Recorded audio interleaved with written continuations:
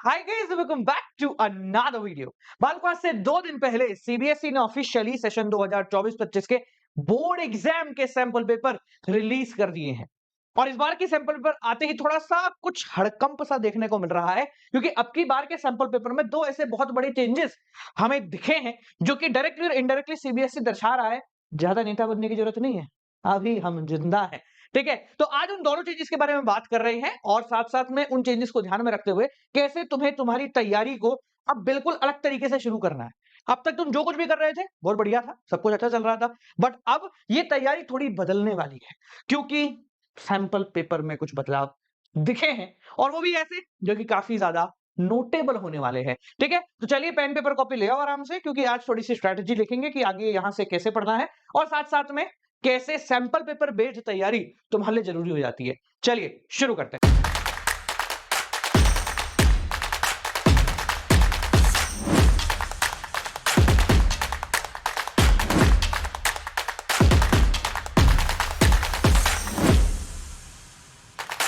दो दिन पहले जैसे ही सैंपल पेपर आए, बहुत सारे मैसेजेस, मतलब अपना जो व्हाट्सएप नंबर है ये वाला 7690041256, ये टीचर डे के विषय से खत्म नहीं हुआ था कि सैंपल पेपर की कहानी और सैंपल पेपर के क्वेरी से भर गया। मैं नहीं चाहता था कि आपको सैंपल पेपर बस जनरली बता दूं कि यार लो ये सैंपल पेपर आ गए देख लेना। मैं चाह रहा था कि पहले अच्छे से हम सब बैठकर उसको एनालाइज करें, ये देखिए कि क्या इंडिकेशंस है, क्या क्या चीजें बदल गई हैं, और उसके बाद आपको एक डिटेल्ड अप्रोच लेकर के आए। तो इस बार के सैंपल पेपर में दो नोटेबल चेंजेस हमें देखने को मिले। कौन कौन से, मैं जनरल तीनों सैंपल पेपर को इकट्ठा करके बात कर रहा हूं, accountancy, economics and business studies. ठीक है, तो कौन कौन से चेंजेस है। सबसे पहला चेंज देखो जो सीबीएसई ने यहां पर क्लैरिफाई किया है, वो ये है कि हम सीधे सीधे क्वेश्चन नहीं देखते। काफी क्लियर है ये बात, मतलब बिजनेस स्टडीज देख लो, अकाउंटेंसी जिसमें डायरेक्ट क्वेश्चन मिल जाते हैं एमसीक्यू में, उसमें भी एमसीक्यू के अंदर भी थोड़े से घूमे हुए क्वेश्चन, थोड़े से इधर उधर केस वेस लगा हुए क्वेश्चन देखने को मिले हैं। तो यहां पर पहला चेंज जो आया है वो ये है कि डायरेक्ट क्वेश्चन की परसेंटेज कम होने जा रही है और indirect question, competency based question बढ़ने वाले हैं। तो increment in competency based question. अब देखो, अपन यहां पर सिर्फ प्रॉब्लम नहीं देंगे, उस प्रॉब्लम का ठोक के सॉल्यूशन भी देंगे, है ना, मतलब बोलेंगे कि भैया ऐसे कराना तो वैसे ही करेंगे अपन। ठीक है, देखो तो पहली चीज तो यह है कि सीबीएसई ने कॉम्पिटेंसी बेस्ड क्वेश्चन बढ़ा दिए हैं, मतलब जहां डायरेक्ट आने चाहिए थे वहां पे भी कॉम्पिटेंसी को लगाने का प्रयास किया है। दूसरा सबसे बड़ा बदलाव, जो कि शायद पुराने पिछले 5 साल के सैंपल पेपर्स में भी देखने को नहीं मिला, वो ये है कि सीबीएसई ने अब की बार अकाउंट्स में अगर स्पेसिफिकली बात करूं तो मार्किंग स्कीम को ओवरलुक करने की कोशिश की है। यानी हर बार क्या होता है, सीबीएसई जो basically specific chapter wise marking देता है ना कि भाई इस चैप्टर में से इतने क्वेश्चन आएंगे, इस चैप्टर में से ऐसे क्वेश्चन आएंगे, पिछले 5 साल के पेपर उठा लो और अब की बार का सैंपल पेपर उठा लो, तुम्हें दिख जाएगा कि 5 साल में जो पैटर्न चैप्टर वाइज चल रहा था, ये पैटर्न यहां पर फॉलो नहीं हो रहा है। हो सकता है कि सैंपल पेपर में नहीं हो रहा हो, बोर्ड एग्जाम पेपर में हो जाए, बट स्टिल पिछले 5 साल के सैंपल पेपर में तो वही पैटर्न था। तो यहां पर सीबीएसई ने क्लियर कट इंडिकेशन दे दिया है कि आप प्रीसेट पे भरोसा बिल्कुल भी ना करें। जैसे एडमिशन में एक बड़ा क्वेश्चन आता है रिटायरमेंट के साथ और करके, अब की बार तो नहीं दिखा। तो ये एक क्लियर कट इंडिकेशन है आप लोगों के लिए कि किसी भी तरीके के प्रीसेट क्वेश्चंस पे फोकस ना करें। ये जरूरी नहीं है कि पिछली बार बड़ा क्वेश्चन अगर इसका आया था तो इस बार भी उसी का बड़ा क्वेश्चन आएगा, स्पेसिफिकली इन अकाउंटेंसी, क्योंकि एडमिशन, रिटायरमेंट, डेट डिसोल्यूशन, इन 4 चैप्टर को लेके अमूमन हर टीचर इंक्लूडिंग अस कहीं ना कहीं कुछ प्रीसेट बना के बैठे हुए थे कि यार इसमें तो ये आएगा, इन दो में से कोई एक करने का होता है। हम हमेशा कहते हैं कि भाई बड़ा क्वेश्चन जो आता है ना एडमिशन या रिटायरमेंट का और आता है, तो आप किसी भी एक पर्टिकुलर चैप्टर को बहुत अच्छे से कर जाओ, पर अब की बार तो ऐसा देखने को नहीं मिला। तो प्रीसेट को सीबीएसई ने कंप्लीटली नेग्लेक्ट कर दिया गया है। तो भाई चेंजेस तो हैं, और इन चेंजेस के बाद आपके पढ़ने के तरीके में बदलाव भी लाने पड़ेंगे। क्या क्या बदलाव आएंगे पहले इसके बारे में डिस्कस करते हैं, कैसे लाएंगे फिर उसको भी पकड़ेंगे। ठीक है, पहले बात करते हैं आपको क्या क्या चेंजेस करने पड़ेंगे सीबीएसई के सैंपल पेपर को देखते हुए। देखो, सबसे पहला चेंज जो हमें करना पड़ेगा वो ये है कि आप सिलेबस को ज्यादा लंबा नहीं खींच सकते, क्योंकि सिलेबस के बाद आपको competency based question, indirect question, practice question, इन सब पे फोकस करना पड़ेगा। तो आपको अपने सिलेबस को एनी हाउ, मतलब मैं ये मानता हूं कि सितंबर चल रहा है ना, तो अक्टूबर एंड या नवंबर ज्यादा से ज्यादा फर्स्ट वीक इससे ऊपर नहीं खींचना, जल्दी कर लो तो और बेहतर है। मतलब सितंबर में भी खत्म कर लोगे ना तो वेल एंड गुड है, बट अक्टूबर एंड या नवंबर फर्स्ट वीक से आगे नहीं जाना। अगर आप सिलेबस के साथ साथ थोड़ा पढ़ते हुए जा रहे हो, कॉम्पिटेंसी करते हुए जा रहे हो, इधर उधर की बातें करते हुए जा रहे हो, जैसे बिजनेस स्टडीज है, आप पढ़ते पढ़ते लिखना भी सीख रहे हो तो चलेगा, आप नवंबर फर्स्ट वीक तक उसको खींच लो। इकोनॉमिक्स है, अगर आप पढ़ते पढ़ते क्वेश्चन कैसे आएंगे इसकी अप्रोच को भी देखते हुए जा रहे हो तो नवंबर फर्स्ट वीक ओके है। बट अगर आप सिर्फ अपना कोर्स खत्म करने की भीड़ में लगे हुए हो तो any how complete your syllabus till October and, ठीक है। और ये स्टार्टिंग लिमिट नहीं, फाइनल है, इससे ऊपर मत खींचना। तुम्हारे पास अगर 2 महीने तुमने अब तक कुछ नहीं पढ़ा है, लग जाओ। जीत उसी को मिलती है जो तैयारी में जी जान लगा देता है। अब तुम्हारे सामने समय तो वैसे ही कम था, अब समय और कम हो गया है क्योंकि तुम्हें पहले सीधी सीधे तरीके से पढ़ना है, उसके बाद उस तरीके को बदलना है। यानी पहले कॉन्सेप्ट पकड़ते हुए पढ़ाई खत्म करनी है, उसके बाद कॉम्पिटेंसी पकड़ते हुए पढ़ाई करनी है, उसके बाद जैसे क्वेश्चन आ रहे हैं उनकी प्रैक्टिस करते हुए बदलना पड़ेगा, ठीक है। एक दूसरी चीज जो आपको ध्यान रखनी है, बहुत इंपॉर्टेंट है, इस बात को दिमाग में बिठा लेना। शायद कुछ लोग मुझसे बोले यार सर ये तो मजे ले लिया आपने, but fact is a fact. दूसरी चीज जो आपको यहां पर ध्यान रखनी है वो ये है कि आपको अभी ऐसे कोई भी सैंपल पेपर मार्केट से उठा के नहीं लाने हैं जो कि बोर्ड एग्जाम पेपर से पहले आए, तो इससे भी नहीं लाने क्योंकि वो सब पुराने प्रीसेट पे ही काम कर रहे हैं। तो आपको अभी कुछ भी उठा के नहीं लाना है। पहली अप्रोच आपकी सिलेबस पे रहेगी। एक बार सिलेबस हो जाए, नवंबर एंड तक सिलेबस उसके रिवीजन में लगे रहो।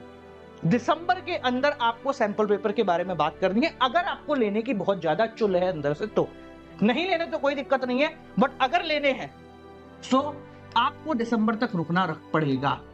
Don't purchase any sample paper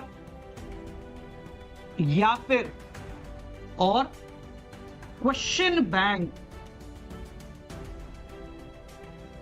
till syllabus completion. Syllabus completion से पहले नहीं करना। क्यों? मैं रीजन बताता हूं। देखो, मैं किसी के खिलाफ नहीं हूं, अच्छी बात है, तुम क्वेश्चन बैंक ले रहे हो, उससे पढ़ रहे हो तो वेल एंड गुड है। बट अगर अपना सिलेबस करने से पहले तुम उठाते हो ना, तो अप्रोच क्या रहती है? देखो, मैं भी एक स्टूडेंट रहा हूं तो मैं भी उस बात को जानता हूं, और हमारे भी हजारों स्टूडेंट पढ़ रहे हैं, तो वो इस बात को देखते हैं कि यार ये गड़बड़ हो रही है। हमारे साथ क्या होता है बताता हूं। जैसे आपके सामने क्वेश्चन बैंक आया, तो क्वेश्चन बैंक में क्या होता है, आधे पेज में चैप्टर खत्म कर देते हो, हेडिंग हेडिंग हेडिंग लिखी, खत्म चैप्टर। आप लगता है यार कौन पढ़ेगा ये 200-250 पेज की किताब, अब हम तो आधे एक पेज में चैप्टर कर लेते हैं और उसके बाद ना क्वेश्चन पढ़ लेंगे, आंसर उसी के नीचे देखने में। तो आपकी अप्रोच बदल जाती है। तो ये बदली हुई अप्रोच अभी आपके काम की नहीं है। अभी आप पहले कोर्स पढ़ लो, रिवीजन कर लो, उसके बाद वापस जब आओ ना क्वेश्चन करने की बात पे, तब चाहो तो उनको ले लेना और उनसे पढ़ लेना। और अगर अब ये है तुम्हारे पास तो उनको साइड में रख दो, ठीक है। अभी उनको इंस्टेंटेनियसली खरीदने की आपको जरूरत नहीं, किसी भी प्रकार के क्वेश्चन बैंक को या किसी प्रकार के सैंपल पेपर को। तीसरी चीज जो आपको अपनी पढ़ाई में बदलनी है वो है, आपको मोर ओवर शिफ्ट होना पड़ेगा बड़े क्वेश्चन से छोटे क्वेश्चन पे। आपको शिफ्ट होना पड़ेगा बड़े क्वेश्चन से छोटे क्वेश्चन पे। यानी कि सिंपल भाषा में बोलूं तो आपकी जो तैयारी होगी मोर कॉन्सेप्चुअल बेस होनी चाहिए, मोर कॉन्सेप्चुअल बेस होनी चाहिए। यानी कि आपको कॉन्सेप्ट को प्राइमर फोकस देना पड़ेगा।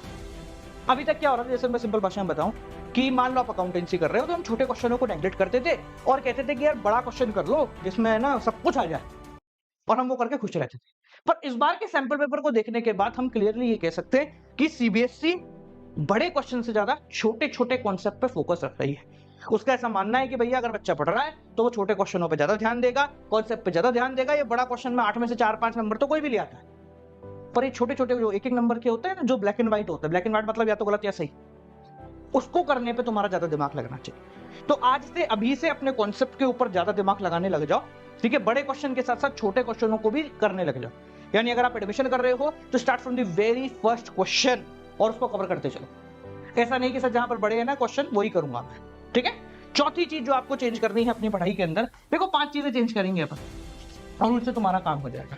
चौथी चीज जो आपको बदलनी है वो ये है कि आपको अब यहां से एमसीक्यू क्वेश्चंस की प्रैक्टिस ज्यादा करनी पड़ेगी। सर एमसीक्यू क्वेश्चन से क्या होगा? देखो 2 चीजें होंगी। पहली चीज तो ऑब्वियसली बात है, तुम्हारे एमसीक्यू आ रहे हैं 20 नंबर, तो वो तो आपकी तैयार होंगे। दूसरी चीज, जब आप एमसीक्यू क्वेश्चन की तैयारी करते हो ना, तो आपकी कॉन्सेप्चुअल तैयारी अपने आप थोड़ी सी मजबूत हो जाती है। अपने आप जब आप मान लो एक चैप्टर के 30 क्वेश्चन कर रहे हो, तो जैसे आप वो 3 क्वेश्चन करोगे ना, तो आपका पूरा चैप्टर एकदम से रिवाइज हो जाएगा। तो फास्ट ट्रैक रिवीजन करने में एमसीक्यू बहुत मदद करता है। जैसे हम लोग है ना ऐसा रिवीजन कराते हैं, जैसे मान लो एक पूरा चैप्टर है ऑर्गेनाइजिंग, तो अपन ने क्या किया, इस ऑर्गेनाइजिंग चैप्टर से 30 क्वेश्चन निकाले, 30 एमसीक्यू निकाले, पर वो एमसीक्यू निकालने की अलग सी कला लगाई।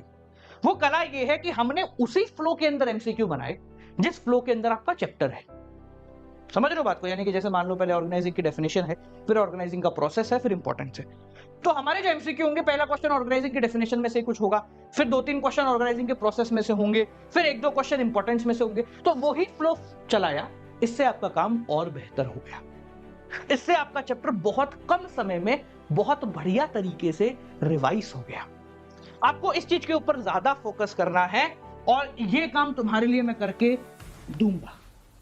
जी हाँ, मैं करके दे दूंगा, ठीक है? डरने की जरूरत नहीं है। बस कमेंट में एक प्यारा सा मैसेज लिख दो कि हाँ सर, हमें चाहिए ये सीरीज।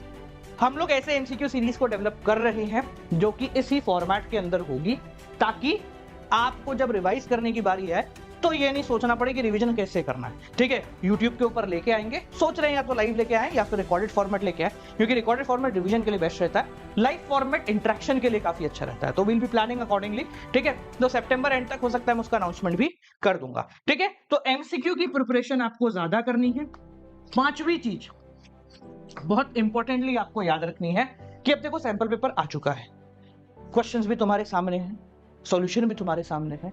आज से, अभी से, इसी वक्त से आपको अपने दिमाग में एक चीज बिठानी है कि सारी मोहमाया त्याग दो, सब चीजें हटा दो।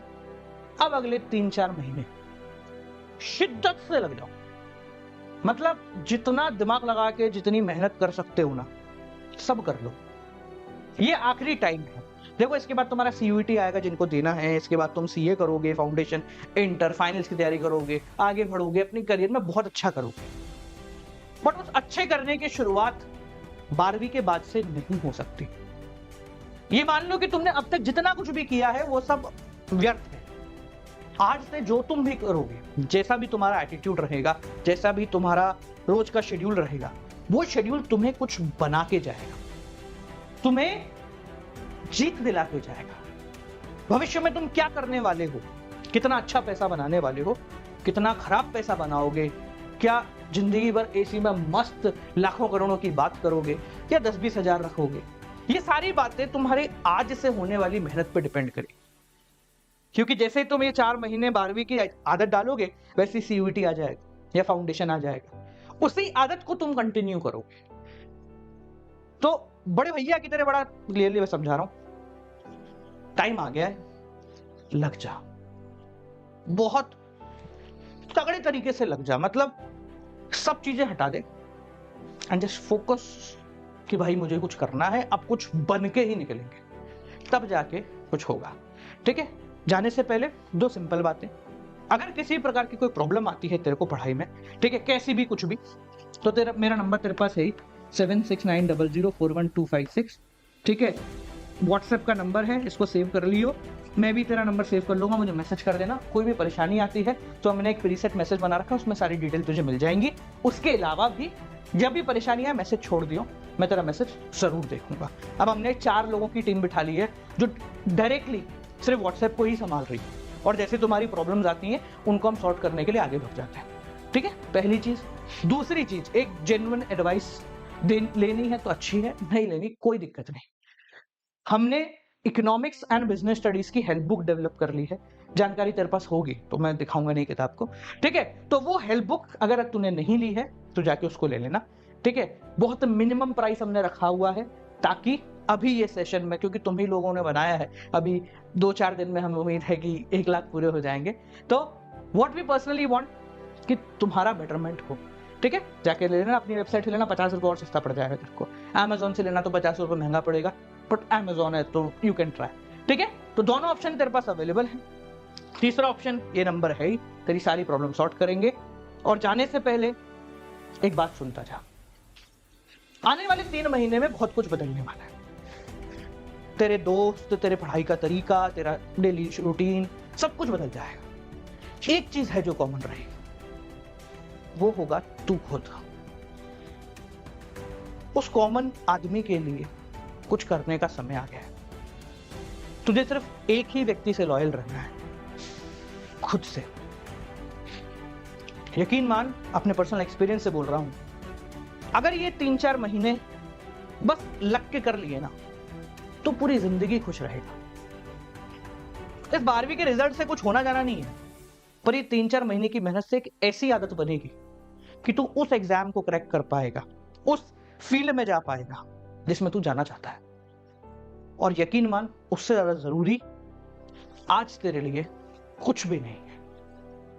और इस मेहनत की घड़ी में मैं खड़ा हूं तेरे साथ। अगले 3 महीने भी रहूंगा, उसके आगे भी अवेलेबल रहूंगा। तुम लोगों ने बनाया है मुझे, अब बारी मेरी है। चलो साथ में मिलकर चक्का घुमाते हैं। मिलते हैं अगली वीडियो के साथ, तब तक के लिए नमस्कार।